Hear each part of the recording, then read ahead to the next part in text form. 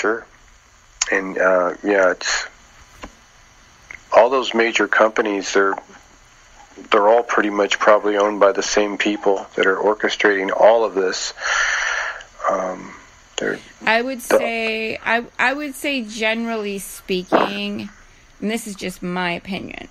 This is not Disney, pharmaceutical companies like Eli Lilly, Pepsi, your major Merrill Lynch, your major banking companies. Just to give you an example, the corporate structure. Yeah, they dominate everything, but we're hoping for a change somewhere with people becoming more aware and less trusting of the government, and second questioning them and questioning every aspect of everything we've ever been told. You have to question everything now, and just the knowledge base is much different than it was 10 years ago. The knowledge base, the data, the information, the amount of viewership that the information is getting, whether it be videos or usually videos, where you get a lot of good information from very smart people, and you just see that they own everything. It's all one. You can't do a 9/11, blow buildings up to dust, and not have all the news companies on board, and they were on board, and they just... you have like Fox News, who has, everywhere they have a segment. You have Sunday's Child on Fox News, promoting foster care. And, they say they're doing this for the best interest of the children, but you have to understand, when you remove a child from their environment, it's a trauma. And even if there is some kind of dysfunction there, that you have to try to repair the family. If you don't even have reasonable efforts anymore, and it's just an incentivized institution, then you're killing that child's soul. You're killing them, their spirit, their link to their heritage, their culture, their society, everything, their family. And that child is going to be in a new environment and have everything they want, but that hole is not going to be filled. It's not going to go away. And you would think, with all of the therapy and psychologists and all of this stuff, it's such a simple concept. And it's so simple to do the right thing. But yet, that's not what's happening in the courts. Yes, it is. It is very simple. Yeah, they don't want to streamline it. You'll never hear them say, "Yeah, we want to streamline the whole process, and instead of having 5,000, 10,000 pages, we're going to get it down to 50." They always say the bureaucracy will be less paperwork for them and like 10 times more for us to get these kids out. And we're doing it, and we may save like 1 or 2 kids, and there's like 500 out there that need advocacy and help. And we're just hoping they come out more. We're hoping that they come out and speak more about what's happened to them. We have heard a lot of stories from foster kids, but they're not really getting out there in a strong manner of what's happened to them. Some cases are, but those are few and far between. But we really want to get the fosters to tell everybody how it is, and there's a lot of inspiration going out there. We've had people contact us and want to start exposing what's happened to them, and I can't imagine those things happening to me. I've been in crisis resolution homes as a 13-year-old or 12, 13-year-old. being put in, I guess they call them crisis resolution homes or something. But it's like a foster home, and just being in strangers' homes, it was weird. And they did that because they said I was a runaway. So my father would kick me out of the house and then say I ran away, and then they would take me to these crisis resolution homes, and then we'd have a meeting down at the kind of like a CPS office, and they couldn't keep me in those homes because I wasn't on probation or anything. So I was able to leave those homes and go back and live with my friends. But being in those strange homes, it's very strange to be in somebody else's home. I was in some of them were nice, but other ones were creepy, and it's really like doing time in prison.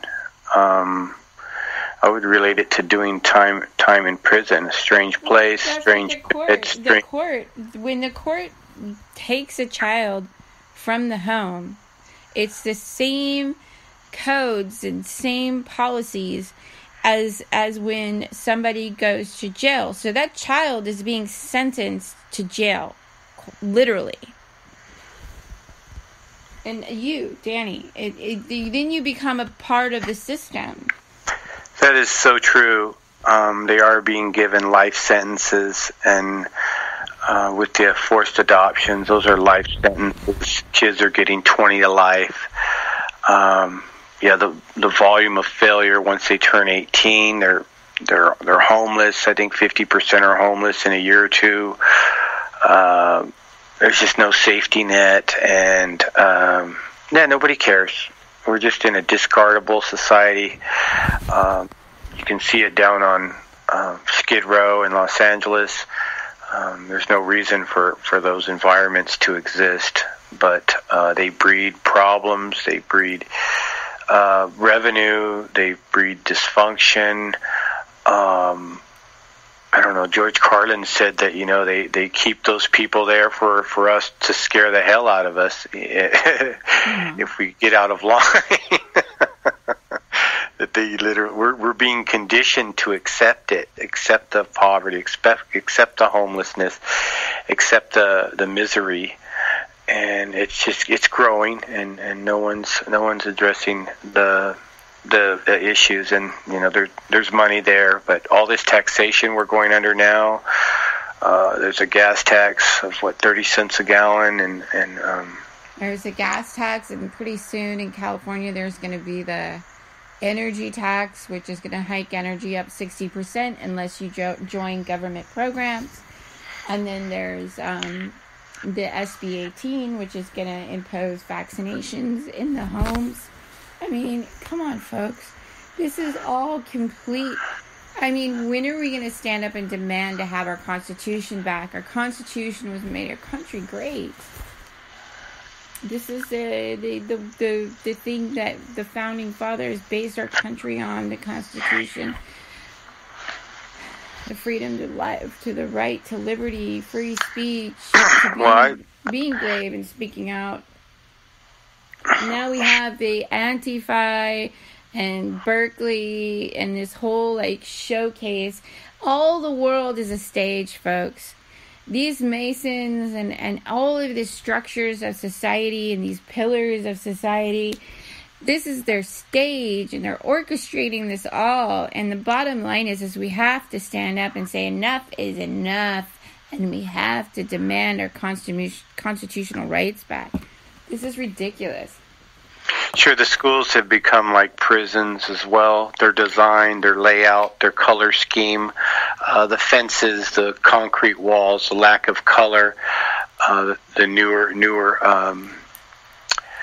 and the gates and the guards and we're supposed to have a militia or something as the last line of defense of the Constitution, right?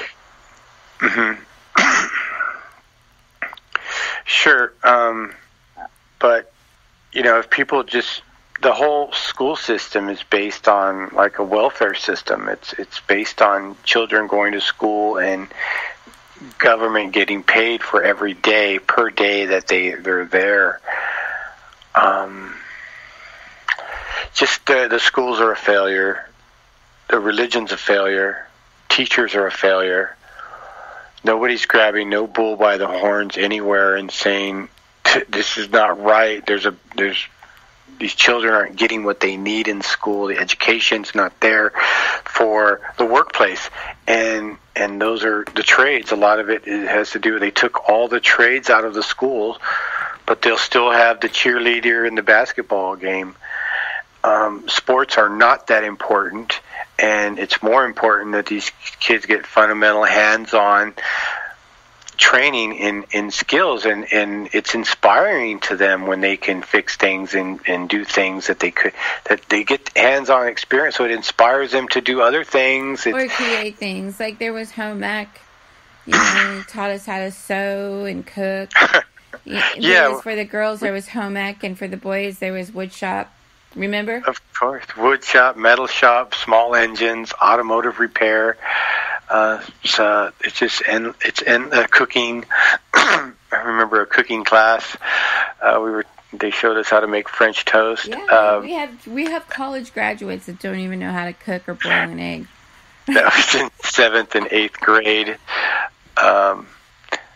But it just total disconnect from. They're not teaching kids how to fight courts, how to defend yourself in court, they should have law classes. Your basic, human rights. They should have law classes in high school where they're teaching law. They're mocking the court system, how it basically fundamentally works, because it's out there to get everybody. They're teaching that there's justice and that the legal system works, but it doesn't. They teach that. And that's the prevailing notion, but until somebody's actually affected.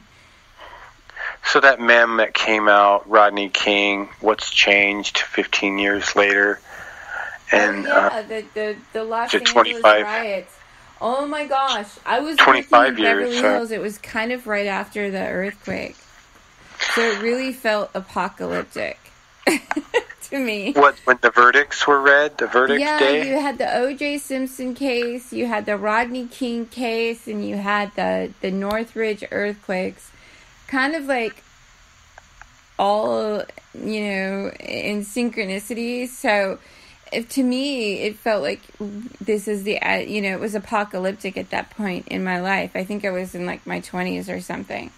And I was working in Beverly Hills in this salon called Umberto's, and it was all marble, the entire salon. It was 2 levels, and at that time I was working for celebrities, and I was working as like a stylist and a manicurist, and the pillars and the big statues and the Greek faces that were on display, they were all falling apart. And it quite literally felt like this has to be the end of the world, And then we had the Rodney King riots that came, and we were put on lockdown. What is it? We had what do you have? Where are you? Did you leave? Couldn't leave the building. Yeah, you couldn't go anywhere. You had to stay home. You had to stay home for 2 weeks, and they had units coming around, Red Cross units coming around and delivering meals. Okay, compare that to today. I mean, look at the volume it's not much of different. Abuse. It was the just volume like preconditioning, yeah. We're really it really says a lot about the conditioning, and we're accepting of it. And we're accepting of it, and the LAPD, they allowed all that stuff down there to go crazy. They wanted it to. They didn't step in and do nothing.